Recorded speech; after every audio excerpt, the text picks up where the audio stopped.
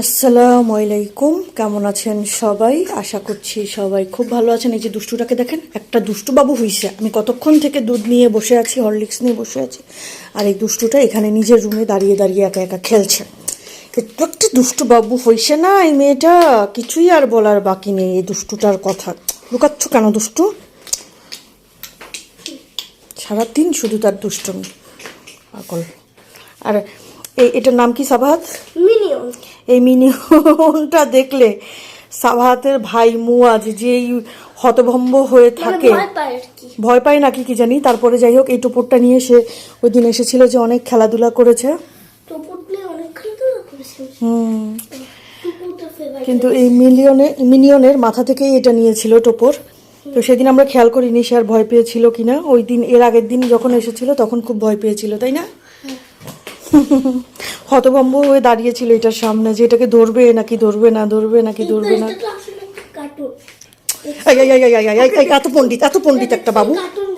হ্যাঁ, এখন মনে আসতেছিল না, তুমি বলার পরে মনে আসছে।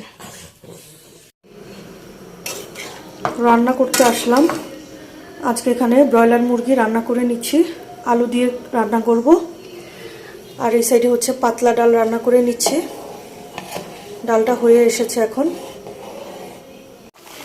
আলু দিয়ে দিলাম, একটু বেশি করেই দিলাম, কারণ সাবাত বাচ্চাটা সকালবেলায় হচ্ছে রুটি দিয়ে চিকেন দিয়ে খেতে চায়।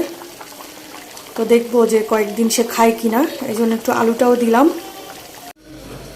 দেখেন অবস্থা, এই দুষ্টু সাইকেল চালিয়ে বেড়াচ্ছে।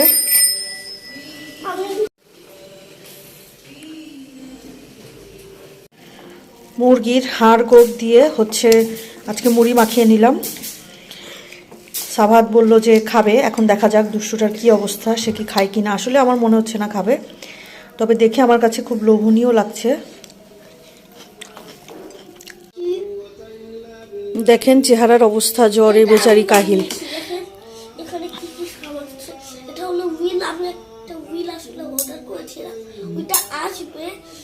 তার আগে আমি ভাবলাম যে যেটা আমার হুইল নেই, আমি এটাকে বানাই, তো আমি এটাকে সরিয়ে দিই।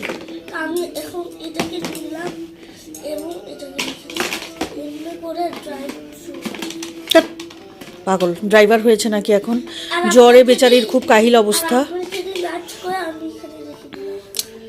কলিজা বাচ্চা, ও কলিজা বাচ্চা। তো এখানে আমার এই পেন্সিলটাও আছে। আমি ভাবলাম এটা খালি ছিল, আসলে এটাকে আমি কাজে লাগিয়েছো। আচ্ছা আচ্ছা আচ্ছা। সাবাত বাচ্চাটাকে একটু খেলতে দিয়ে এসে এখন হচ্ছে এগুলো একটু স্কিনগুলো ছাড়িয়ে নিব। এগুলো অনেক দিন হয়ে গেছে মটরশুঁটিগুলো, ভাবলাম যে একটু করে নেই, শেষ করে নেই এগুলো।